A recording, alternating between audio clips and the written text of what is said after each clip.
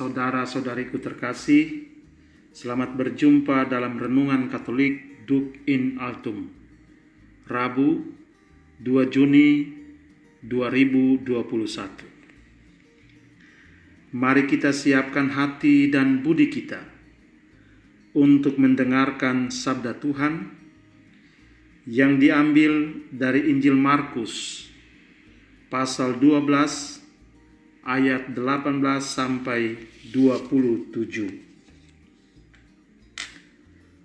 Pada suatu hari, datanglah kepada Yesus beberapa orang Saduki yang berpendapat bahwa tidak ada kebangkitan. Mereka bertanya kepadanya, "Guru, Musa menuliskan perintah ini untuk kita. Jika seseorang yang mempunyai saudara laki-laki mati dengan meninggalkan seorang istri tetapi tidak meninggalkan anak, saudaranya harus kawin dengan istrinya itu dan membangkitkan keturunan bagi saudaranya. Ada 7 orang bersaudara. Yang pertama kawin dengan seorang wanita, lalu mati tanpa meninggalkan keturunan. Maka yang kedua mengawini dia, tetapi juga mati tanpa meninggalkan keturunan. Demikian juga yang ketiga. Dan begitulah seterusnya, ketujuh-tujuhnya tidak meninggalkan keturunan. Akhirnya wanita itu pun mati. Pada hari kebangkitan, bila mana mereka bangkit, siapakah yang menjadi suami wanita itu? Sebab ketujuh-tujuhnya telah beristrikan dia." Jawab Yesus kepada mereka, "Kalian sesat, justru karena kalian tidak mengerti kitab suci maupun kuasa Allah. Sebab di masa kebangkitan orang mati, orang tidak kawin atau dikawinkan. Mereka hidup seperti malaikat di surga. Mengenai kebangkitan orang mati, tidaklah kalian baca dalam kitab Musa, yaitu dalam cerita tentang semak berduri, bahwa Allah bersabda kepada Musa, 'Akulah Allah Abraham, Allah Ishak dan Allah Yakub.' Allah bukanlah Allah orang mati, melainkan Allah orang hidup. Kamu benar-benar sesat." Demikianlah Injil Tuhan. Saudara-saudariku terkasih,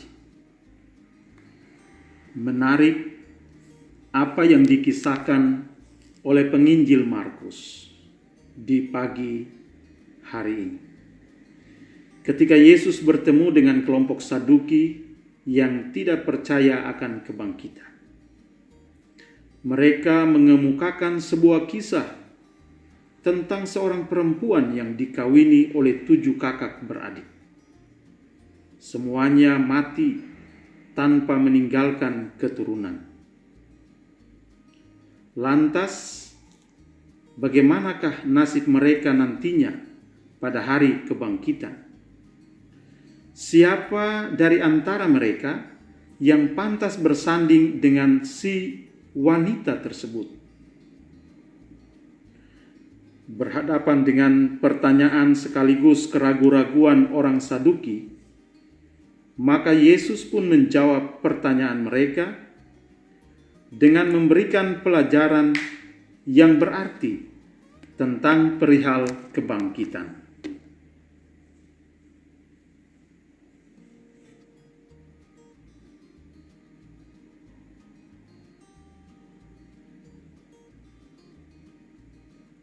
Bahwa melalui kebangkitan orang mengalami hidup baru bersama Allah. Manusia ada bersama Allah dalam sebuah realitas rohania surgawi. Dalam kehidupan itu, Allah menjadi pusat kehidupan, di mana orang hanya memandang dan bertemu muka dengan Allah keabadian. Keterpesonaan pada yang ilahi ini menghadirkan sebuah realitas hidup baru yang bersifat ilahi. Ketika jiwa hanya berpusat pada Allah, orang tidak lagi dipengaruhi dan memikirkan realitas manusiawi duniawi, termasuk di dalamnya persoalan kawin-mawin. Saudara-saudariku terkasih, orang Saduki mengukur realitas surgawi dengan ukuran duniawi. Mereka dalam kisah tadi mengkerdilkan kemahakuasaan Allah dengan kesempitan cara berpikir manusiawi.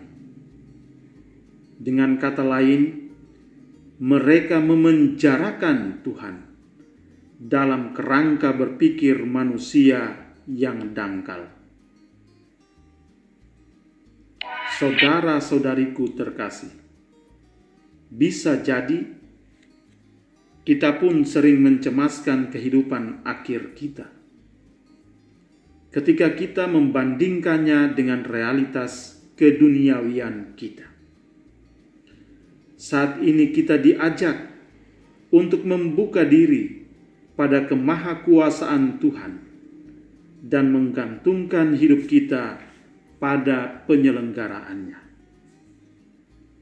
Bagi kita, kebahagiaan bersama Allah melampaui kebahagiaan apapun yang kita miliki di dunia ini. Semoga demikian. Amin.